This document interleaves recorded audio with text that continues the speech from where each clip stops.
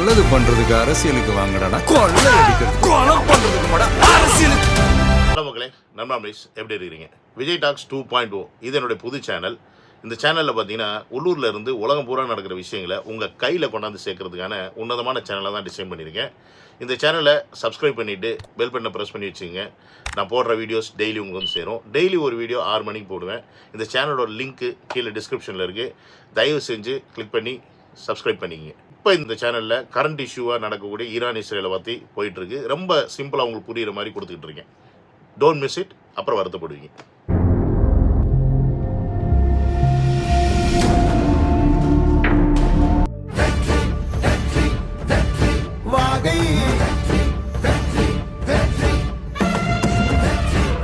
எந்த ஒரு நாலேஜுமே கிடையாது. இந்த மாதிரி நபரை வந்து சொல்ற வாக்குறுதிகள் வந்து நம்ம நம்ப முடியாது. மக்களே, நம்ம welcome to Vijay stock and welcome to another video. இந்த கண்ணாடி போட்ட கபோதி யாரு எவன் என்னெல்லாம் நமக்கு தெரியாது.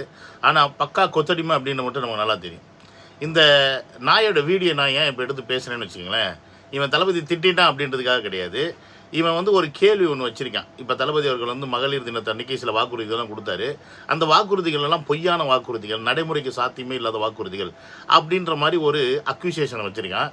அதுக்கான வீடியோ தான் இது. நடைமுறைக்கு சாத்தியம் இல்லையா அப்படின்னு வித் ப்ரூஃபோட இந்த வீடியோவில் நீங்கள் பார்க்க போகிறீங்க. பட் அதை பார்க்குறதுக்கு முன்னாடி இந்த நாயை 2 திட்டத்திட்டலன்னு வச்சுக்கிங்களேன், எனக்கு மனசு சாந்தி ஆகாது. ஏன்னு வச்சுங்க, இந்த மாதிரி புறம்போக்கெல்லாம் தூக்கி போட்டு மிதிக்கணும். கண்ணில் மாட்டினாங்கன்னு வச்சுங்க, சத்தியமாக தூக்கி போட்டு மிதிக்கணும். பட் மாட்டலை அப்படின்றனால இதிலையாவது தூக்கி போட்டு மிதிக்கலாம் தான். ஃபஸ்ட்டு 2 மிதிச்சிருவோம். நல்லா வச்சு மிதிச்சதுக்கப்புறமா குனியை வச்சு சுண்ணாம்பு எடுத்து தடவிட்டு அதுக்கப்புறமா நம்ம தளபதி சொன்னது சாத்தியம் இல்லையா அப்படின்னு பார்க்கலாம். ஓகே, அவர் வந்து ஒரு தற்கூரி, ஒரு முட்டாள், அவர் தத்தி, அவர் புரியுதா உங்களுக்கு? எந்த ஒரு நாலேஜுமே கிடையாது. பிலாசபிக்கல், பொலிட்டிக்கல், எக்கனாமிக்கல், சோசியல், தத்துவம், கொள்கை, கோட்பாடு எந்த புண்ணாக்கும் கிடையாது. அதாவது நம்ம தளபதி வந்து தத்தியா, அவருக்கு நாலேஜே இல்லையா, ஃபிலாசபிக்கலாகவும் நாலேஜ் இல்லையா, கொள்கையும் நாலேஜ் இல்லை, சோசியலையும் நாலேஜ் இல்லை, அவர் வந்து ஒன்றுத்துக்குமே லாய்க்கு இல்லை அப்படின்னா, லாய்க்கு இல்லாத மனுஷனை பற்றி பேசுகிற எதுக்குடா பரதேசி? நீ எதுக்குடா அவர் காலை பிடிச்சி நக்கிற?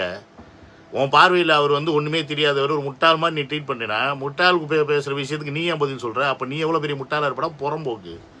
நீங்கள் நம்புறதுக்கான அவர் வாக்குறுதி கொடுத்தாரு. நீங்கள் என்ன சொன்னாலும் நம்ப மாட்டீங்கன்னு தெரியும். நீங்கள் எவ்வளோ தான் உங்களுக்கு வந்து நல்லது செய்யணும்னு நினச்சி வந்தாலும் நீங்கள் கொத்தடிமையாக போயிட்டு அவங்க காலை நக்குவீங்க, பின்னாடி பேல்றதை திம்பிங்கன்னு எங்களுக்கு நல்லாவே தெரியும். இருந்தாலும் இது மக்களுக்காக அவர் கொடுத்த வாக்குறுதி, தமிழக மக்களுக்காக, பெண்களுக்காக அவர் கொடுத்த வாக்குறுதி. உனக்கு உங்கள் அப்பனும் கொடுத்த வாக்குறுதி கிடையாதா புறம்போக்கு நாயே? உனக்கு எங்கே கொடுக்கறது உனக்கு பிடிச்சிருக்கோ அவங்க செய்வாங்க நம்புனேன்னா அங்கே போய் நக்குடா. இங்கே ஏன்டா வந்து நக்குற எச்சக்கலை புறம்போக்கு? இப்ப எடப்பாடி பழனிசாமி வாக்குறுதி கொடுக்குறாருன்னு வச்சுக்கோங்களேன், அதையே நம்ம வந்து தூக்கி போட்டு மிதிக்கிறோம். ஏன்னா அதுவே வந்து போலியான வாக்குறுதிகள் தான். நான் 10,000 கொடுப்பேன், 2,500 கொடுப்பேன், நான் அது கொடுப்பேன், இது கொடுப்பேன் பேசுறது. இல்ல, அப்ப யாரு கொடுக்குற வாக்குறுதிகள் தான் நீங்க? இல்ல மேடம், இவர் வாக்குறுதிகள் நீங்க நல்லா பாருங்க. நான் இவ்வளவு நகை கொடுப்பேன், இவ்வளவு சவரன் கொடுப்பேன், வீடு கொடுப்பேன், நான் ஸ்கூட்டி கொடுப்பேன், இதெல்லாம் சொன்னாரா இல்லையா? கார் கொடுப்பேன் சொன்னாரா இல்லையா மேடம்? ஏண்டா கொத்தடிமை புறம்போக்கு எப்படா சொன்னார் அவர்? கார் தருவேன், பைக் தருவேன்னு சொன்னார் அவரு. இன்னைக்கு இருக்க வாழ்க்கையில் காரும் அடிப்படை தேவை.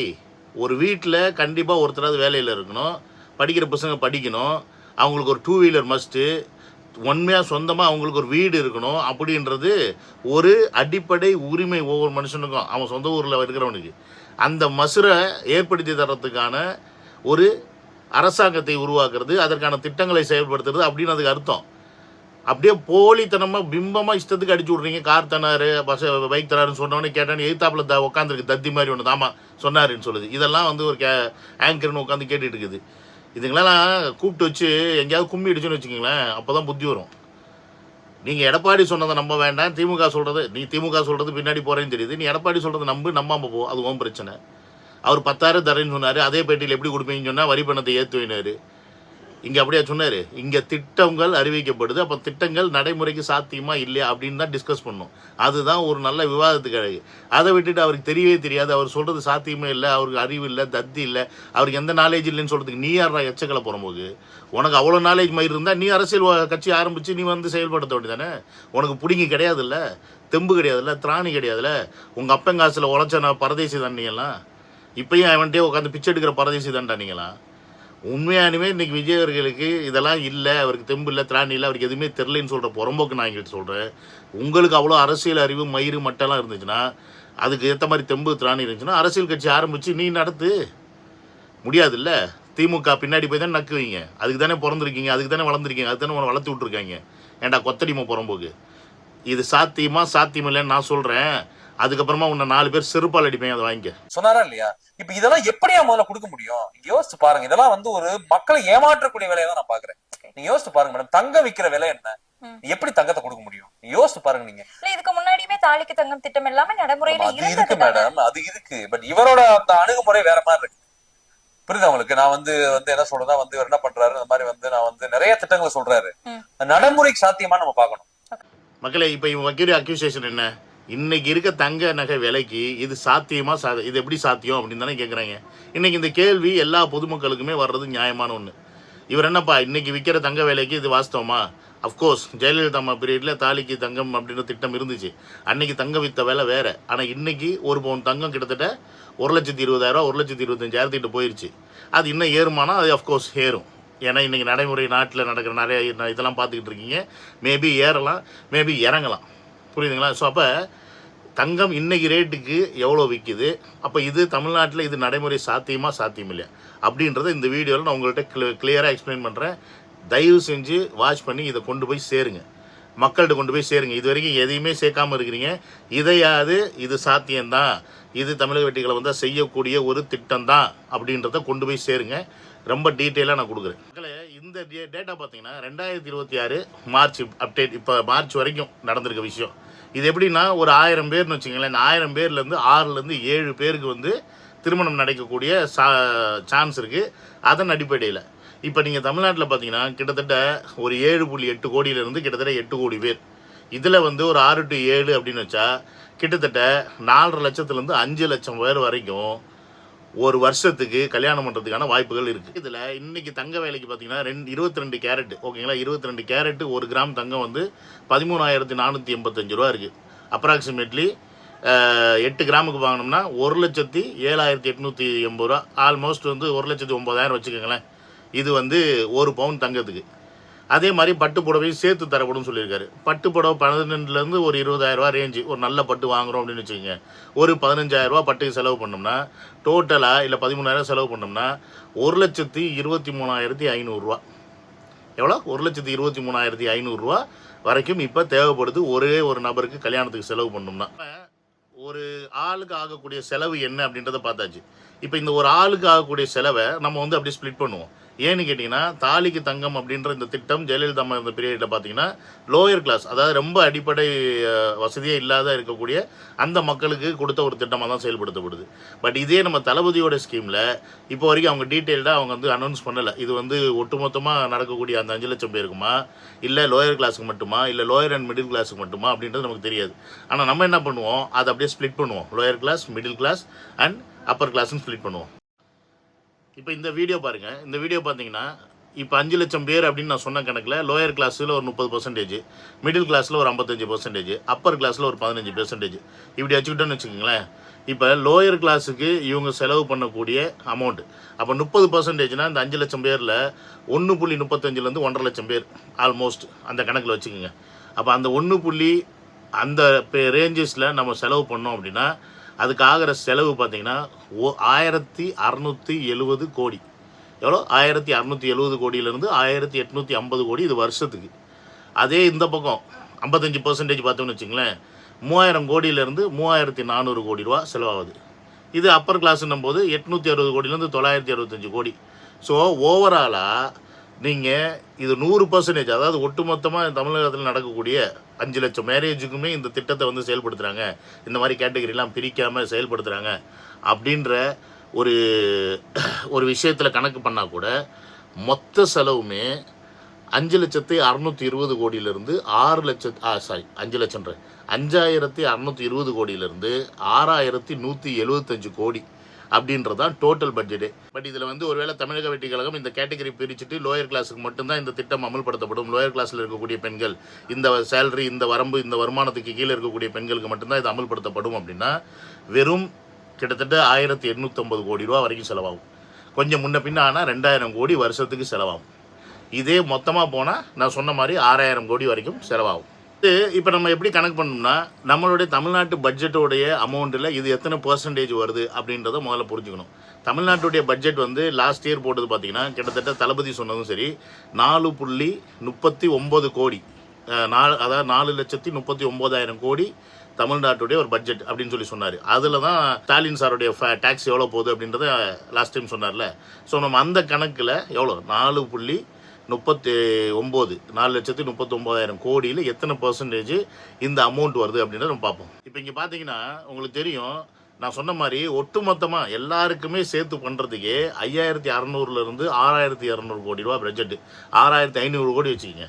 இது நம்ம சொன்ன அந்த பட்ஜெட் கணக்கு பிரகாரம் பார்த்தோம்னா 1.5லேருந்து 2%, எவ்வளோ 1.5லேருந்து 2% தான் ஒட்டுமொத்தமாக இருக்கக்கூடிய எல்லாருக்குமே கேட்டகரிஸ் படி டிஃப்ரெண்ட்லாம் பண்ணாமல் 100 பேருக்கும் 100% இருக்க மொத்த பேருக்கும் செய்யணும்னா 2% தான் இந்த பட்ஜெட்டில் வருது. ஆனால் இதே லோயர் அண்ட் மிடில் கிளாஸ் ரெண்டையும் சேர்த்து நான் சொன்ன மாதிரி அதில் ஒரு 30%, இதில் ஒரு 55%, கிட்டத்தட்ட 85% பேர், கிட்டத்தட்ட 85%னா 5 லட்சம் பேரில் கிட்டத்தட்ட ஒரு 4.4 லட்சம் பேருக்கு வருஷத்துக்கு இதை பண்ணுறாங்க அப்படின்னா இதோடைய செலவு பார்த்தீங்கன்னா 4,750 கோடியிலேருந்து 5,250 கோடி. திருப்பியும் நான் சொன்ன மாதிரி 1லேருந்து 1.5% டோட்டல் தமிழ்நாடு பட்ஜெட்டில். இப்போது ஒரு பட்ஜெட்டில் ஒரு 2% இல்லை 1.5% ஆஃப் அமௌண்ட் எடுத்து இந்த தாலில்லா தங்க திட்டத்துக்கு செயல்படுத்துறது சாத்தியம் இல்லைன்னு இப்போ நீங்களே முடிவு பண்ணிங்க. ஏன் நான் சொல்கிறேன்னா, டப்புன்னு ஒரு 5,000 ரூபா எல்லார் அக்கௌண்ட்லேயும் வந்து விழுந்துச்சா, அதுக்கு மட்டும் கிட்டத்தட்ட 7,000 கோடி ரூபா செலவு பண்ணாங்க ஒரே நாளில். இங்கே வந்து பார்த்தீங்கன்னா துப்புரவு தொழிலாளர்கள் போராடினாங்க, சம்பளத்துக்கு பிரச்சனை இருக்குது, தனியார் மையத்துக்கு மாற்றாதீங்க, எங்களை கவர்மெண்ட்லேயே வைங்கன்னு, அதுக்கு காசு இல்லை. ஆசிரியர்கள் போராடினாங்க, காசு இல்லை. மருத்துவர்கள் போராடினாங்க, காசு இல்லை. எதுக்கு? சம்பளம் கொடுக்கறதுக்கு. ஆனால் டக்குன்னு 5,000 ரூபா அக்கௌண்ட்டில் போகிறதுக்கு மட்டும் இவங்கள்ட்ட காசு வந்துருச்சு. அந்த காசு எங்கேருந்து எடுத்து கொடுத்தாங்கன்னா மலைவாழ் மக்களுக்காக வச்சுருந்த நிதியிலேருந்து எடுத்து நமக்கு போட்டது. புரியுதுங்களா இல்லையா? அப்போ ஒரே நாளில் 7,000 கோடி வெறும் 5,000 ரூபா காசு போட முடியுதுன்னா ஒரு வருஷத்தில் 5 லட்சம் பேருக்கு கல்யாணம் பண்ணுறதுக்கு 6,000 கோடி ரூபா செலவு பண்ணுறது சாத்தியம் இல்லைன்னு நீங்களே முடிவு பண்ணிங்க. ஸோ இதுதான் தமிழக வெற்றி கழகம் கால்குலேட் பண்ணி கொடுத்த ஒரு அறிவிப்பு. இந்த மாதிரி தமிழக வெற்றி கழகம் கொடுத்த அறிவிப்பு தமிழ்நாட்டில் சாத்தியம் இல்லையா அப்படின்னு என்னால் இந்த மாதிரி டேட்டாவோட எடுத்து உங்களுக்கு அப்டேட் பண்ண முடியும். ஆனால் நீங்கள் இந்த வீடியோக்கு என்ன வரவேற்பு கொடுக்குறீங்கன்றதை பொறுத்து தான் நான் சொல்ல முடியும். ஏன்னா இதுக்கு நம்ம ஏகப்பட்ட நேரம் செலவு பண்ண வேண்டியது இருக்குது. புரியுதுங்களா? நம்ம வந்து எவனையா 4 திட்டினோம்னா உங்களுக்கு சந்தோஷமாக இருக்கும் அப்படின்னு திட்டிட்டு போகிறது அரசியல் இல்லை. இதுதான் வேணும். ஏன்னா நீங்கள் இதை போட்டு குழம்புவீங்க. தமிழக வெற்றிகளும் இந்த வாக்கு அந்த வாக்குறுதியும் கொடுத்துருக்காங்க. அதிமுக இருங்க கேட்குறான், திமுக இருங்க கேட்குறாங்க, உங்கள் ஆள் வந்து எப்படி செய்வாங்கன்னு கேட்குறாங்க. அப்படின்னா அவங்கள்ட்ட உங்களுக்கு எக்ஸ்பிளைன் பண்ணுறதுக்கு உங்கள்கிட்ட டேட்டா இல்லை, உங்களுக்கு தெரியல. அப்போ நீங்கள் என்ன பண்ணணும், இதெல்லாம் எடுத்து ஸ்க்ரீன்ஷாட் பண்ணி வச்சுக்கிட்டு அப்போ அவங்கள்ட்ட போய் ஏமா பாருங்கள், இத்தனை பர்சன்டேஜ் தான் நமக்கு பட்ஜெட்டு, இந்த பட்ஜெட்டில் இத்தனை பர்சன்டேஜ் தான் செலவு பண்ணுறாங்க, இது சாத்தியமான ஒன்று தான் அப்படின்னு நீங்கள் தான் எடுத்து விளக்கணும். இந்த வீடியோக்கு நீங்கள் என்ன வரவேற்பு கொடுக்குறீங்கிறது பொறுத்து தான் அடுத்தடுத்த தளபதியோட திட்டங்கள் என்ன அப்படின்றத நான் அனலைஸ் பண்ணி அதில் எவ்வளோ செலவு இருக்குது, அது சாத்தியம் இல்லையா. ஏன்னா எல்லாருக்கும் பொதுவாக தளபதி சொன்னது என்னென்னா Stalin sir fund, Stalin sir tax, அது கிட்டத்தட்ட 1,30,000 கோடி அங்கே போகுது, அதை எடுத்தாவே எல்லாமே சாத்தியம் அப்படின்னு சொல்லி சொன்னார். இப்போ அந்த 1,30,000 கோடியில் இந்த 5,000 கோடி 6,000 கோடி அப்படின்றது எத்தனை பர்சன்டேஜ் தெரியுமா? வெறும் 5%. எவ்வளோ? 1,30,000 கோடியில் 5% தான் இதுக்கு ஆகிற செலவு. மீதி 95% இருக்குது. அப்போ அந்த 95% அமௌண்ட்டையும் எப்படிலாம் செலவு பண்ண முடியும் அப்படின்றத அவர் கொடுத்த திட்டத்தை நம்ம அனலைஸ் பண்ணோம்னா உங்களுக்கு கிளியர் டேட்டா தந்து என்னால் கொடுக்க முடியும். பட் அகெயின் நான் சொல்கிறேன், இது நீங்கள் கொடுக்குற சப்போர்ட்டை பேஸ் பண்ணி தான் இதை நான் அனலைஸ் பண்ணி சொல்லுவேன். இல்லைன்னா என்னாலலாம் இவ்வளோ நேரம்லாம் உட்காந்து ஸ்பெண்ட் பண்ண முடியாது, டைம் இல்லை. புரியுதுங்களா? இதுக்கு நான் வந்து உட்காந்து மெனக்கெட்டு நான் ஸ்பெண்ட் பண்ணிவிட்டு கடைசியில் நீங்கள் 5,000 பேர் 6,000 பேர் தான் பார்ப்பீங்க அப்படின்னா நான் எதுக்கு அதை உட்காந்து பண்ணணும்? முடிஞ்சால் இந்த வீடியோ கொண்டு போயிட்டு எல்லா தமிழக வெற்றி கழகத்துக்கும் சேருங்க. ஏன்னா எல்லாருக்குமே டேட்டா தெரியாமல் எல்லோரும் முழிச்சிக்கிட்டு இருக்காங்க, அங்கங்கே பதில் சொல்ல முடியாமல் திணறாங்க. ஸோ தயவு செஞ்சு இதை கொண்டு போய் சேருங்க அப்படின்றத ரிக்வஸ்ட்டாக கேட்டுக்கிறேன். அடுத்த வீடியோவில் உங்க வந்து பார்க்குறேன். Until the signing off, take care, bye bye, love you all.